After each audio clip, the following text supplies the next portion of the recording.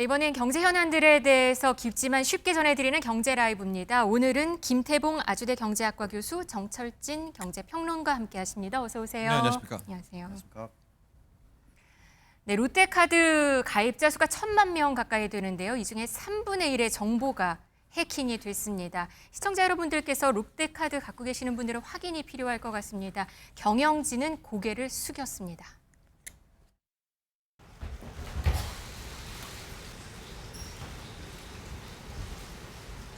금융회사로서 보안 관리에서 중대한 미흡과 부족함이 있었다는 것은 어떠한 이유로도 용서받을 수 없는 일입니다. 충분히 시장에서 납득할 만한 수준의 인적 쇄신을 하겠다라는 것을 약속을 드립니다. 다시 한 번 더 이번 일로 심려를 끼쳐드린 점 진심으로 머리 숙여 깊이 사과의 말씀을 드립니다.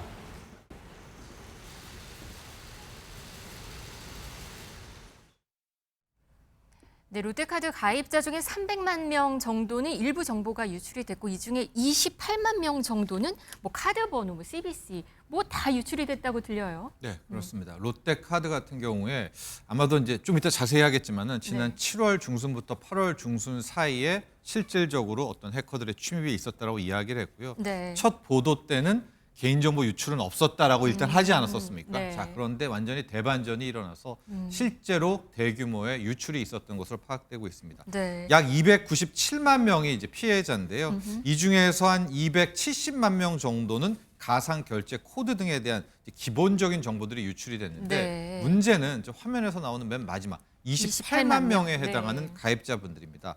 이분들은 비밀번호 앞자리 2자리와 CBC가 함께 유출된 걸로 알려져 있는데요. 네. 우리가 온라인 쇼핑이라든가 이런 것들 직구 같은 걸 할 때 보면 네. 카드 번호 앞에 2자리 정도만 비밀번호를 요구를 넣죠. 하거든요. 네. 그리고 조금 더 보완할 때 저 뒤에 나오는 CBC 번호라는 것까지인데 지금 자, 화면에 나가고 맞습니다. 있네요. 이 크레딧 카드 보면 뒤에 서명란이 있고 서명란 끝에 있는 저 3자릿수인 거죠? 네, 저 CBC가 실질적으로 키인 거래라고 해서 훨씬 네. 더 강력하게 거래 보완을 할 때 입력하는 번. 네. 저 하나의 키워드인데 저기까지도 함께 털렸다라고 볼 수가 있습니다. 자, 그래서 이 28만 명 같은 경우에는 지금 빠르게 어떤 피해 대책들을 하고 있고요.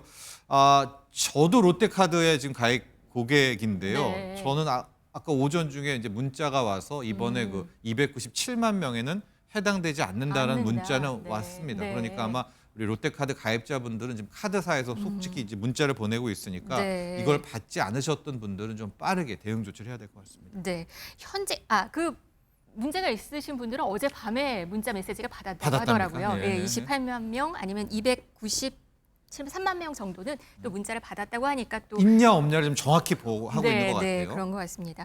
지금까지 그래도 부정 거래, 부정 사용 내역은 없었다라고 회사 측에서 밝히고는 있는데요. 하지만 교수님, 앞으로도 계속 이게 안전하다라고 볼 수는 없는 거죠? 네, 전혀 없을 것 같습니다. 네. 이게 SK도 그렇고 계속 이런 보안 사건들이 일어나고 있는데요. 이게 단순히 이제 내가 지금 롯데카드를 갖고 있어서 이거 뭐지라고 받는 그런 위협 말고도 롯데카드가 아니어도 다른 뭐 국민카드, 신한카드, 삼성카드를 소지하고 있는 소비자들도 막연하게는 이건 불안해요. 이미 맞아요. 노출돼 있지 않았을까라는 불안감 때문에 네. 사실 전 국민이 다 같이 지금 그런 스트레스에 시달리고 있는 것 같습니다. 네. 그 해외 온라인 가맹점 같은 경우로 보면은 본인 인증 거치지 않고 카드 번호나 비밀번호 앞 2자리만 입력해서도 결제가 가능하잖아요. 네, 그러면 그렇습니다. 지금 이 안에 들은 28만 명 같은 경우는 네. 좀 뭔가 움직임이 있어야겠네요, 지금. 예, 당장 뭐 해지를 하거나 정지를 하거나 재발급 받거나 아니면 카드사로 옮기던가 해야 될 그런 조치가 좀 재빠르게 진행돼야 되지 않을까 싶습니다. 네, 조금 전에 금융위에서 브리핑을 하긴 했습니다. 방금 전에 했는데요. 종합 대책을 마련을 하겠다라고 대답을 했고요. 또 금융권이 해킹 수법, 이 기술권을 따라가지 못했다라는 얘기도 있었습니다. 그러면서 징벌적 과징금을 도입하겠다라는 걸 검토하겠다라는 내용도 들어와 있다는 소식 말씀드리겠습니다. 근데 시청자 여러분들 좀 구체적으로 어떻게 대응을 해야 될까요? 롯데카드 갖고 계신 분들이라고 하면. 그러면? 일단은 통지에 따라서 이제 활동을 하게 될 텐데 아마도 문제가 없다, 피해가 없다라고 받은 문자 분들도 안심할 수가 없을 것 같습니다. 네. 그래서 제 주위의 분들도 이번적으로 한번 롯데카드를 다 취소하고 카드 재발급 쪽을 이제 선택하게 되는 그런 부분인 네. 거고요. 이제 중요한 것은 이제 피해, 그 중에서도 28만 명 같은 분들은 심각한 피해 아니겠습니까? 이제 이분들에 한해서 어쨌든 피해 보상 같은 부분들이 쟁점으로 떠오를 수가 있을 것 같은데 네. 지금 롯데카드 측에서는 카드 뭐 재발급을 해주겠다라는 것도 뭐 연회비 면제 정도까지의 보상안을 제시는 하고 있지만 네. 뭐 일반인이 아니더라도 이 피해 보상안이 턱없이 말도 안 되는 거잖아요. 네, 무이자 비밀- 10개월 이런 거. 네, 비밀번호 앞자리에 12시까지 털렸는데 그래서 네, 아마도 이 맞아요. 피해 보상에 대한 방법이 또 다른 이슈가 될 것 같고요. 네. 아마도 롯데카드 갖고 계신 분들 피해를 받든 안 받았든 문자를 받으셨겠지만은 거의 대부분이 이제 카드 재발급 쪽을 선택하지 않을까 이렇게 보고 있습니다. 네. 정말 연회비 면제, 무이자 10개월 이걸로 보상이 될까요? 안 될 것 같습니다. 음. 예. 굉장히 귀중한 정보가 한 번 나간 정보는 다시 이제 회수 불가능한 것이잖아요. 네. 그게 과연 그런 정도의 어떤 보상으로 이제 환전이 될 수 있을지는 잘 모르겠습니다. 최근에 KT 해킹 사태도 있었습니다. 이거는 불법 소형 기지국을 이용한 건데 이것도 이름이나 연락처 등이 다 유출이 됐습니다. 그리고 돈도 소액이지만 빠져나간 걸로 알려지고 있는데요. 이거 뭐 나 괜찮겠지 하고 넘어가기에는 이 통신사 이슈도 좀 체크를 개인들이 해봐야 될 것 같습니다. 네, 이 해킹 이슈요. 정말 우리 전 국가적으로 대응해야 될 문제인데요. 지금 한 6건 정도가 나왔는데 크게 실질적인 공격과 아니면 정보 유출 두 가지로 나누어 봐야 될 것 같습니다. 네. SK텔레콤 올 4월에 정말 큰 뉴스였었죠. SK텔레콤은 이미 한 2년 전에 공격을 받았었는데 그것도 모르고 있는 상태였고요. 유심 정보까지 유출된 그런 네. 사건이었습니다.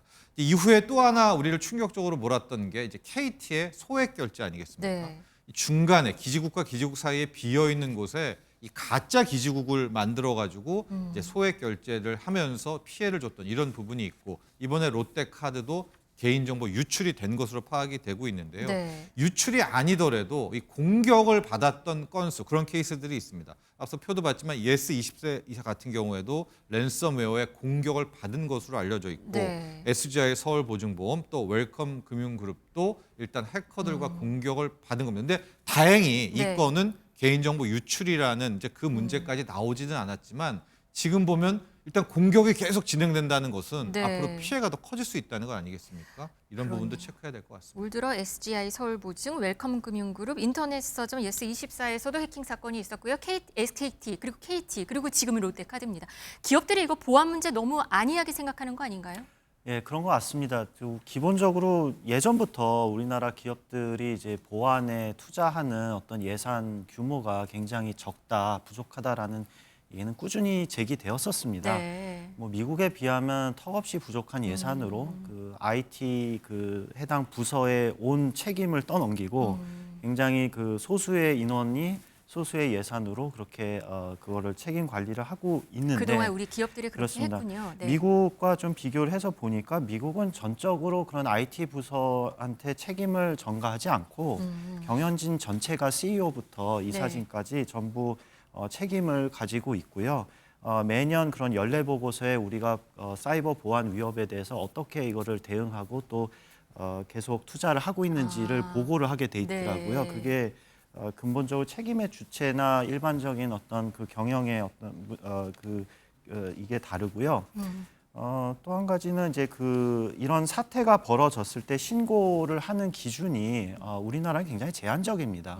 우리나라는 이제 개인정보보호법에 따라서 개인정보가 이제 유출이 됐을 때 신고를 하게 돼 있고 그걸 네. 고시한 의무가 있는데 네. 미국 같은 경우는 그런 개인정보 말고도 어떤 뭐 랜섬웨어라든지 뭐 다른 정보가 유출됐다든지 시스템이 마비되는 그러니까 모든 전반적인 상황에 대해서 포괄적으로 사이버 위협에 대해서 보고를 하고 신고를 하게 돼 있습니다. 네. 그게 이제 규모가 다르다라는 거고 아, 궁극적으로는 이제 그러면 이제 이거를 이제 규제를 어떻게 해야 되느냐 네. 뭐 이런 문제로 이제 귀결이 되는데 우리나라의 사고 방식은 정부도 마찬가지고 이거를 이제 징벌적 과세를 하겠다라는 식으로 네. 접근을 지금 하거든요. 징벌적 과입, 예. 과징금 도입을 검토하고 과징급 도입을 하는 것인데 그게 과연 그러니까 물론 이제 그 강한 규제가 필요한데 네. 미국도 그 강한 규제가 좀 스타일이 달라요. 네. 그러니까 우리나라는 정부에서 그런 과징금을 직접 부과하거나 영업 정지를 한다거나 하는 그 수단들을 사용하지만 미국은 전적으로 시장 친화적인 규제 방법을 씁니다. 예를 들면 투자자 보호가 최우선입니다. 그러니까 그런 사건이 발생했던 기업의 주주들에게 어떤 피해가 가면은 그거에 대한 피해 소송전이 벌어져서 그 천문학적인 금액을. 사실상의 과징금이 주주들한테 이제 네. 그 소송 비용으로 또 소송 비용 나가게 돼 있기 네. 때문에 기업 입장에서는 정부보다 어떻게 더 무서운 게 주주일 수도 있거든요. 네. 그런 시장 친화적인 규제 방안도 우리가 한번 고려해봐야 되지 않을까라는 생각을 해봤습니다. 네, 지금 AI를 통해서 해킹은 더 쉬워지기도 하고요, 교묘해지기도 하는 그런 상황 같습니다. 사후 대책 아니고 사전 대책이 필요할 때인 것 같습니다. 다음 소식 가겠습니다. 이재명 대통령이 미국 시사 주간지 타임과 인터뷰를 했습니다. 표지 모델로 등장했습니다.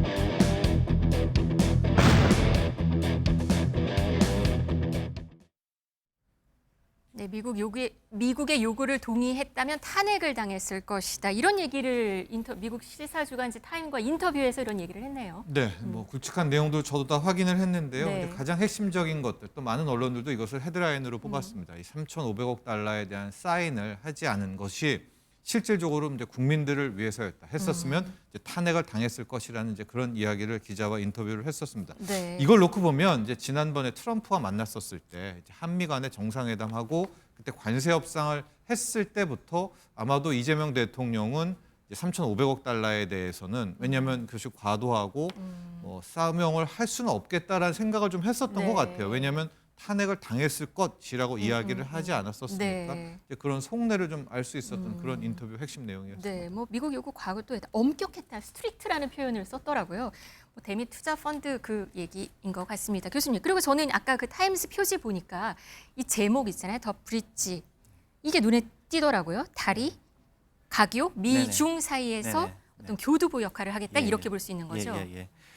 보니까 사진을 보면 저 빛이 그 이재명 대통령 얼굴 이렇게 사이에 아주 좁게 네. 비춰진 모습을 볼 수가 있는데요. 네. 그 사진과 저 용어 브릿지를 같이 봐야 될 것 같아요. 그러니까 지금 전 세계의 어떤 지정학적 질서가 재편이 되고 있고 미중 갈등은 여전히 심화되고 있고 그 사이에서 굉장히 좁은 틈바구니 사이에서 우리가 찾아야 될 길을 찾고자 하는 것을 이제 상징적으로 저런 사진으로 표현을 한 것 같습니다. 저 한 줄기 예. 빛, 저것도 예. 이 브릿지를 같이 그러니까 그 틈바구니에서 우리가 이 어떤 가교 역할을 해야 될까에 대한 질문을 던지고 있는 것 같고요. 네.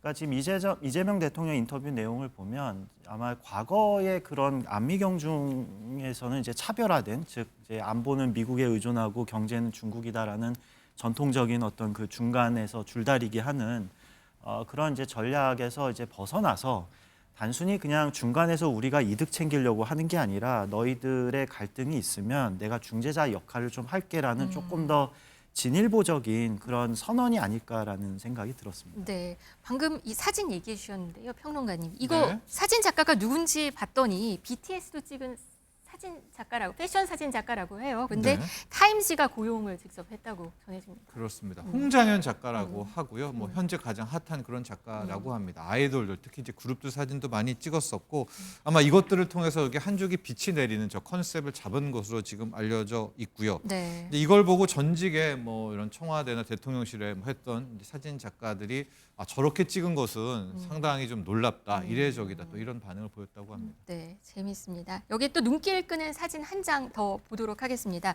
트럼프 대통령이 지금 영국을 국빈 방문 중인데요. 어제 만찬이 있었는데 이 사진이 또 화제가 되고 있습니다. 식탁을 보면 47m짜리 엄청 긴 식탁이고요. 식기만 하더라도 1,452점이나 된다고 합니다. 그리고 저 자리에 온 사람들, 보통 연예계 인사들도 오고 뭐 이러는데 거의 재계 거물들이 총 출동했다고 들립니다. 네, 미국과 영국이 특히 트럼프 2.0부터 굉장히 밀착하고 가까워지고 있습니다. 실은 한 나라의 수장이 한 국가를 국빈 방문을 2번 하는 것도 한 번도 잘 안 하거든요. 네. 근데 영국 같은 경우에는 지금 그 짧은 기간에 영국 국빈 방문을 2번을 하고 있고요. 영국 같은 경우에는 미국에 대해서 적자를 내고 있는, 그러니까 미국이 흑자를 보는 몇 안 돼 국가 중에 하나이기도 합니다. 네. 자, 그런데 이번에 이제 트럼프 대통령 부부가 왔을 때 지난번 국빈 방문보다도 더 훨씬 극진한 이제 대접을 한 것으로 알려져서요. 지금 화면도 나오고 있고 뭐 많은 부분들도 나오고 있고 정책의 거물들까지 다 합류를 하고 있는데요. 핵심은 이제 에너지 동맹, 기술 동맹으로 일단 포장이 되어 있지만 지금 안티 트럼프 쪽에서는 브릭스들이 집결하고 있지 않습니까? 브라질, 러시아, 인도, 뭐 중국들 여기에 중동까지 가세를 하고 있으니까 네. 이제 미국 같은 경우에 트럼프 대통령도 저 안티 트럼프 브릭스에 맞서는 자체적인 동맹이 필요하다라고 해서 일단 영국을 끌어들여서 뭐 에너지 동맹, 기술 동맹부터 시작하게 되는데 아마도 전반적인 서방 전체의 또 동맹 구축 체계의 시작이지 않을까 이렇게 보고 있습니다. 네.